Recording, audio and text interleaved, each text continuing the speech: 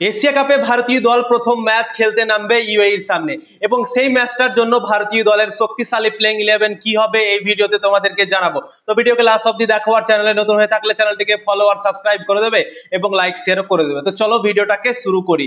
Asia cup শুরু হচ্ছে 9 September এবং ভারতের 10 তারিখ খেলা আছে ইউএইর সাথে এবং ভারতীয় দলের শক্তিশালী প্লেইং 11 কি হবে চলো তোমাদেরকে এক এক করে বলে দিচ্ছি। অভিষেক শর্মা আর শুভমান গিল ওপেন করতে পারে এবং 3 নম্বরে সঞ্জু স্যামসন খেলতে পারে। অভিষেক শর্মা আর শুভমান গিল এই জন্যই ওপেন করতে পারে কি শুভমান গিলকে ভাইস ক্যাপ্টেন করা হয়েছে ভারতীয় দল থেকে এবং অভিষেক শর্মা তো ফার্স্ট চয়েস ওপেনার হিসেবে থাকবি। তো অভিষেক শর্মা তো ওপেন করবি এবং শুভমান গিল আর সঞ্জু স্যামসনের মধ্যে একজনকে যেতে হবে 3 নম্বরে। 3 নম্বরে খেলতে হবে, হয় সঞ্জু স্যামসনকে 3 নম্বরে খেলতে হবে, না তো খেলতে হবে শুভমান গিলকে। কিছুদিন আগে যখন দলটা ঘোষণা হয়েছিল তখন বলা হচ্ছিল কি সঞ্জু স্যামসনই হয়তো প্লেইং 11 এর জায়গা নাও পেতে পারে ভারতীয় দলে এশিয়া কাপে, কেননা তিলক বর্মা দুর্দান্ত ক্রিকেট খেলে রেখেছিল এর আগে এবং ভাইস ক্যাপ্টেন করে দেওয়া হয়েছে শুভমান গিলকে।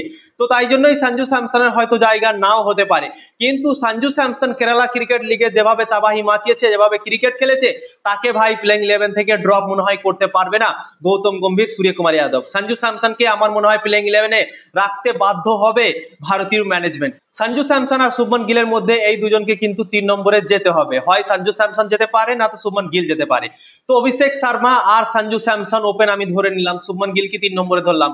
4 নম্বরে খেলবে সূর্যকুমার যাদব, 5 নম্বরে রিঙ্কু সিং। রিঙ্কু সিংকে আমি এই জন্যই রেখেছি কি রিঙ্কু সিং ইউপি টি20 লিগে দুর্দান্ত ফর্মে আছে, সেঞ্চুরিও করেছে, দুটো 50ও করেছে এবং ম্যাচ উইনিং ইনিংস খেলেছেন ইউপি টি20 লিগের রিঙ্কু সিং। তো তাই জন্য আমি শিবম দুবেকে রাখিনি, রিঙ্কু সিংকে রেখেছি একজন ফিনিশার হিসেবে এবং যে কোনো জায়গা থেকে রিঙ্কু সিং ভারতকে ম্যাচ জেতাতে পারে। তাই জন্য এশিয়া কাপের প্রথম ম্যাচের জন্য রিঙ্কু সিংকে আমি রেখেছি 5 নম্বরে। তো 6 নম্বরে খেলবে হার্দিক পান্ডিয়া। হার্দিক পান্ডিয়া দুর্দান্ত ক্রিকেট খেলে, ফিনিশিং এর রোলটা করে, তো 6 নম্বরে হার্দিক পান্ডিয়া। 7 নম্বরে অক্ষর প্যাটেল এবং 8 নম্বরে দুটো প্লেয়ার আছে, একটা হচ্ছে হর্ষিত রানা এবং একটা হচ্ছে কুলদীপ যাদব। এই দুজনের মধ্যে একজন খেলতে পারে, কেননা যদি ফাস্ট বোলার লাগে পিচের মধ্যে তাহলে কিন্তু হর্ষিত রানাকে খেলাতে পারে এবং যদি স্পিন পিচ থাকে তাহলে কুলদীপ যাদবকেও খেলাতে পারে। তো এই দুজনের মধ্যে একজন খেলতে পারে ভারতীয় দলে। 9 নম্বরে জসপ্রীত বুমরা খেলতে পারে এবং 10 নম্বরে খেলতে পারে আশদীপ সিং এবং 11 নম্বরে বরুণ চক্রবর্তী।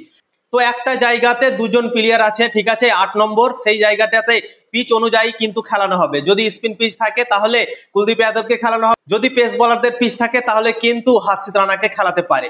এবং তিলক বর্মার জায়গা কিন্তু ভাই হচ্ছে না, কেননা যেভাবে সঞ্জু স্যামসন কেরালা ক্রিকেট লিগে দুর্দান্ত ফর্ম দেখিয়েছে, অসাধারণ ক্রিকেট খেলেছে, তো তাই জন্যই সঞ্জু স্যামসন তার জায়গাটা আমার মনে হয় নিয়ে নিতে পারে এশিয়া কাপে এবং তিলক বর্মাকে বাইরে বসতে হতে পারে, এরকমও হতে পারে। তো এই প্লেইং 11টা হতে পারে ভারতীয় দলে এশিয়া কাপের প্রথম ম্যাচের জন্য। তো শুভমান গিল আর সঞ্জু স্যামসন কে 3 নম্বরে যেতে হবে একজনকে, কিছু করার নেই ভাই। 3টে ওপেনার ব্যাটসম্যান আছে ভারতীয় দলে, 3টাই কিন্তু দুর্দান্ত ক্রিকেট খেলে।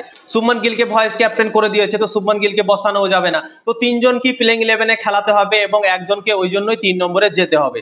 তো তোমাদের কি মনে হয় কে 3 নম্বরে খেলবে এবং কে ওপেন করবে অবশ্যই তোমরা কমেন্ট করে জানাতে পারো।